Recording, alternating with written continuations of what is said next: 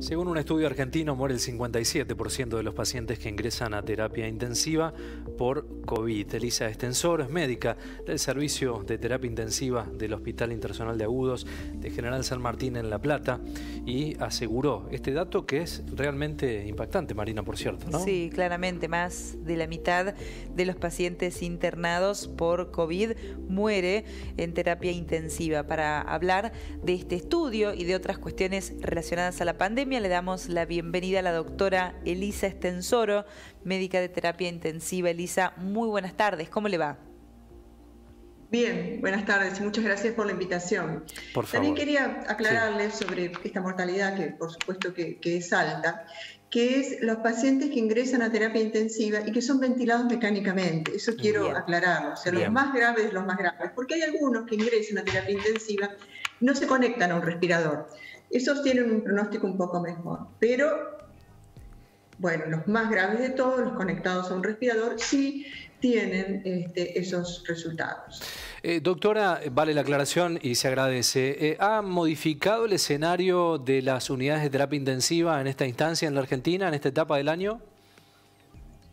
Sí, esto se está viendo y aparentemente, por lo menos en el AMBA, donde yo trabajo, ¿no? En el interior de la provincia de Buenos Aires, ha disminuido el número de casos claramente de COVID, de casos en general y por lo tanto de casos graves. Entonces eso se ve en la composición de los pacientes que ingresan a terapia intensiva. Ahora ellos son más pacientes los habituales, ¿no? Que ingresan por otras patologías, pero sí, se nota un cambio. No sé si en el interior eso se está viendo porque, el interior del país digo, ¿no? Porque la verdad que todavía lo que uno ve, las cifras de Córdoba, de Santa Fe son elevadas, pero la pandemia tuvo ese comportamiento también en la primera ola, ¿no? Comienza con gran densidad, ¿no? Obviamente de casos en el AMBA, o sea, en Capital y en el conurbano, y después se extiende, como decíamos, ¿no? Como una mancha de aceite hacia todo el país. Me parece que por eso estamos viendo estas realidades que son un poco desfasadas, ¿no? Pero desfasadas el AMBA con respecto al interior, pero seguramente con las campañas de vacunación, que por supuesto que están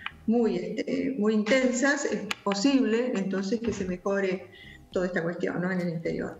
Elisa, este estudio que ustedes realizaron del 57% de los pacientes fallecidos con ventilación mecánica, ¿se hizo en el AMBA o es un registro que tiene que ver con todo el país?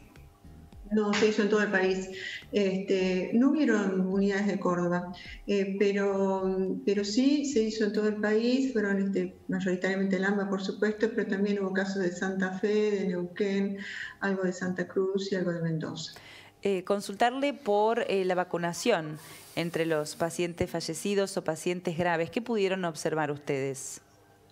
No, lo que pasa es que este es un estudio del 2020, de la primera ola, Claro. Así que la vacunación no estaba disponible. Recuerden que eso comenzó el 29 de diciembre, nuestro estudio del año pasado, ¿no? La vacunación. Nuestro estudio terminó el 31 de octubre, así que no pudimos ver el impacto de la campaña de vacunación.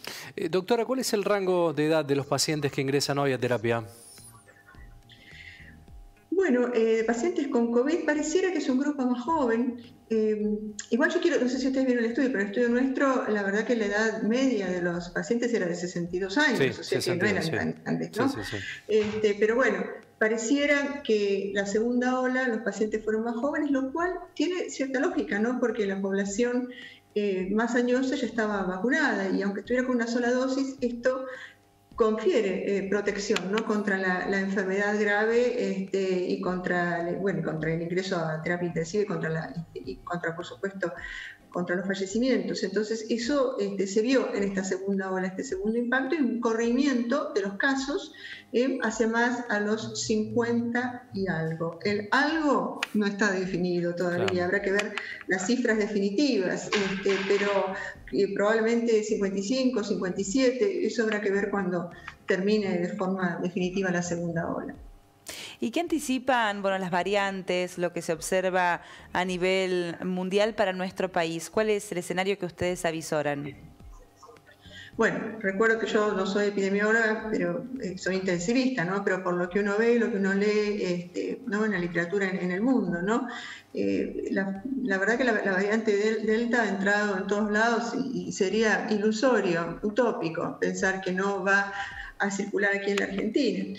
Pero lo que uno digamos, avisora que puede ocurrir es que cuanto más se retarde va a ser mejor, ¿no? Porque la población va a estar mayoritariamente vacunada. Y la verdad que, por lo que uno ve viendo hasta ahora, la variante Delta es muy contagiosa, pero aparentemente no está asociada a tanta internación y a tantos fallecimientos. Es difícil de saber porque en muchos de los lugares donde ha circulado intensamente la variable Delta, como en Reino Unido, ya están vacunados, así que es difícil saber si esto es por la variante en sí misma o porque tuvo impacto en la vacunación pero en esas poblaciones, pero la realidad es que, si bien es muy contagiosa, pareciera que no se acompaña de esta ocupación masiva de todos los recursos del sistema de salud, ¿no?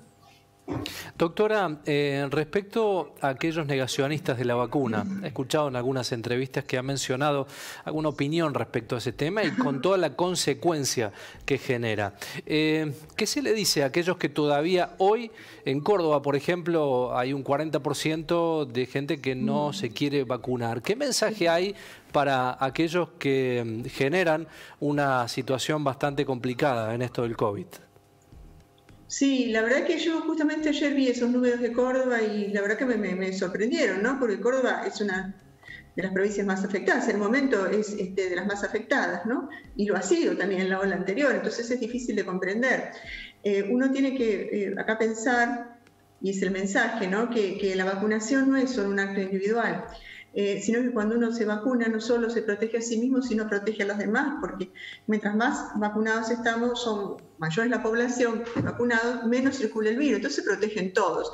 Entonces es un acto de solidaridad la vacunación, incluso que va más allá de las creencias personales y de las posiciones políticas personales, ¿no? Porque también de alguna forma se ha asociado, ¿no? El rechazo a la vacunación con algunas posturas políticas determinadas, y la verdad que no debiera ser así. Esto es un tema de salud pública que nos beneficia a todos. Entonces el mensaje es eso: hacerlo por vos y hacerlo por los demás.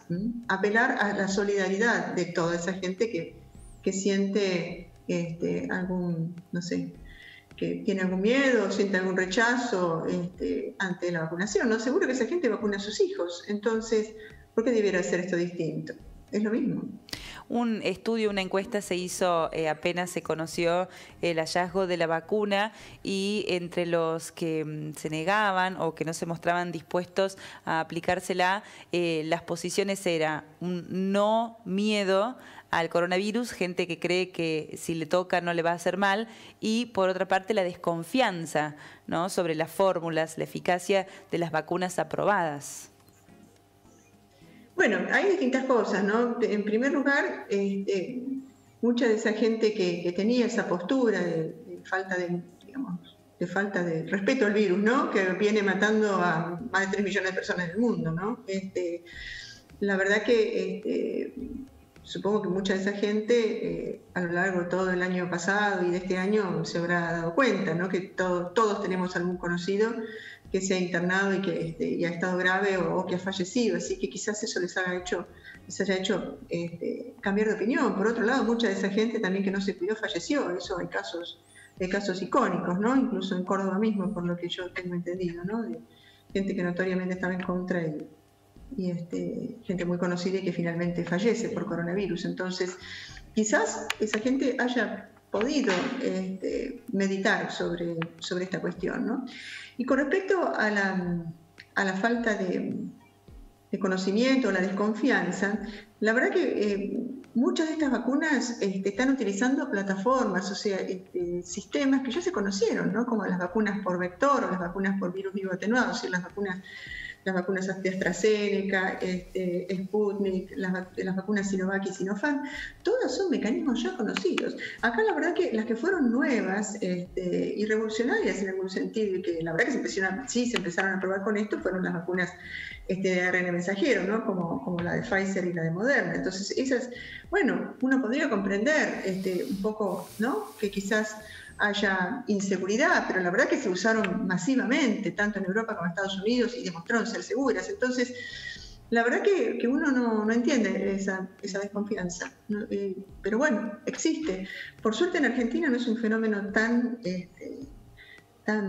digamos, expandido como en otros lugares del mundo, pero existe. Y esa gente que tiene esta desconfianza, la verdad que no comprende cómo se está perjudicando y cómo está perjudicando al resto de la sociedad, ¿no? Con estas posturas. Doctora, ¿cuál debería ser la estrategia de cara a la vuelta de vacaciones de invierno? Se van a retomar en muchas provincias argentinas la escolaridad, va a volver mucha actividad, se habilitan algunas actividades que estaban restringidas.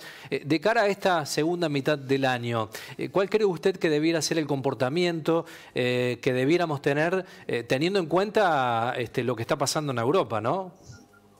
Sí, la verdad que el comportamiento tendría que ser el mismo en el sentido de seguir cuidando, seguir utilizando el barbijo, seguir manteniendo la distancia, reunirse si es solamente estrictamente necesario, ¿no? Y en lo posible reunirse afuera, en el exterior, y si uno se reúne adentro, estar con las ventanas abiertas, ¿no? Para que haya corriente de aire, ¿no? La verdad que todos esos